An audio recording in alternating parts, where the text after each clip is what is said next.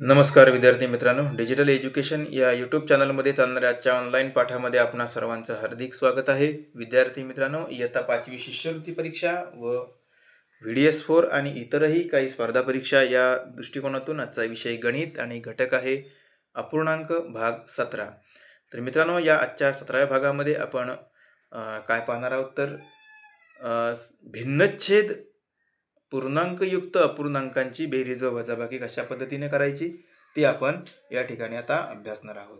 तर मित्रांनो, खूप सोपं हा घटक आहे आणि काही सेकंदातच या प्रश्नाचं उत्तर आपल्याला कशा पद्धतीने शोधायचं आहे ते आपण समजून घेऊया. तर या ठिकाणी स्क्रीनवरती बघा उदाहरण आहे 5/9/7 आणि 7/2/7.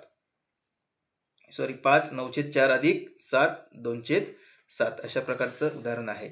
तर आपण मागच्या व्हिडिओप्रमाणे काय करायचं आहे बघितल्याप्रमाणे हे जे पूर्ण भाग आहेत ते आपण काय करायचं आहे आधी बाजूला करून घेऊया. म्हणजे 5 अधिक 7 बरोबर याची बेरीज आलेली आहे 12. ठीक आहे. आता आपल्याला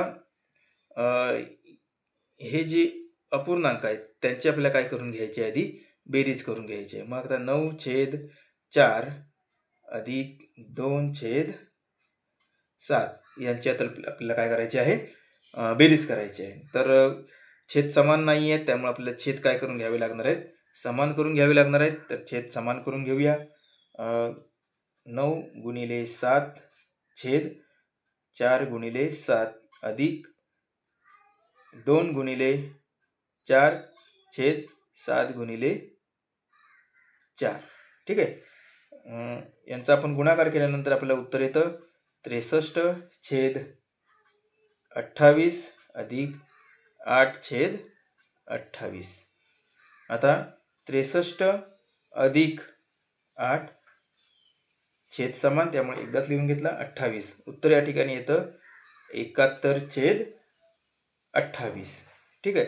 आता 71/28 म्हणजे ज्याला आता पुढे भाग किती आहेत तर 12/71/28. 12/71/28. आता मित्रांनो, या ठिकाणी उत्तरामध्ये जर आपण पाहिलं तर उत्तरामध्ये पूर्णांकयुक्त अपूर्णांकामध्ये उत्तर नाही आहे. तर त्याची अपेक्षा त्याने काय केली व्यावहारी अपूर्णांक. त्यामुळे याचं जर आपण पुढे कन्व्हर्शन जर आपण केलं तर 12x28 त्याचं उत्तर येतं 336. आणि 336 मध्ये 71 मिळवल्यावर उत्तर येतं 407/28. तर 407/28 हे या प्रश्नाचं उत्तर मित्रांनो बरोबर आहे. म्हणून पर्याय क्रमांक 2 म्हणजे दुसऱ्या क्रमांकाचं वर्तुळ आपल्याला काय करायचं आहे रंगवायचं आहे. आपल्याला व्हिडिओ समजला नसेल तर पुन्हा एकदा काय करायचं आहे घटक समजला नसेल पुन्हा व्हिडिओ बॅक जायचं आहे आणि समजून घ्यायचं आहे. ठीक आहे. तर आणखी आपल्याला याच्यासारखंच पुढचं एक आपल्या या टाईपचं आणखी एक वजाबाकीचं उदाहरण आपण सोडून बघूया. यानंतर पुढचं आपण या ठिकाणी वजाबाकीचं एक उदाहरण करूया. पूर्णांकयुक्त भिन्नच्छेद अपूर्णांकांची वजाबाकी कशा पद्धतीने करायची ते आपण पाहूया. तर या ठिकाणी 11/5/3 आणि वजा 6/2/5 अशा प्रकारचं उदाहरण आहे. आपण मगाशी पाहिल्याप्रमाणे या पूर्णांकांची आपण जी आहेत पूर्ण संख्या त्यांची आपण वजाबाकी करूया. 11/6 बरोबर येते 5. ठीक आहे. आता राहिले बघा काय तर 5/3 वजा 2/5. मग आता पुन्हा आपण याचा गुणाकार करून काय करूया छेद समान करून घेऊया. मग 5x5 छेद 3x5 वजा 2x3 छेद 5x3 बरोबर. आता यांचा गुणाकार काय येतोय 25/15 वजा 6/15. बघा आता छेद काय झालेले आहेत समान झालेले आहेत. त्यामुळे आता काय करायचं आहे आपल्याला आता यांची वजाबाकी करायची आहे. मग आता 25 वजा 6/15 बरोबर.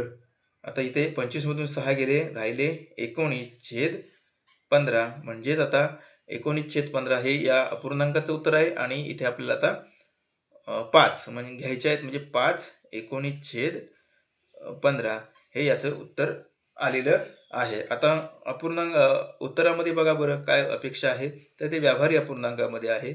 म्हणून आपण याचं काय करायचं, व्यावहारीमध्ये रूपांतर करायचं आहे.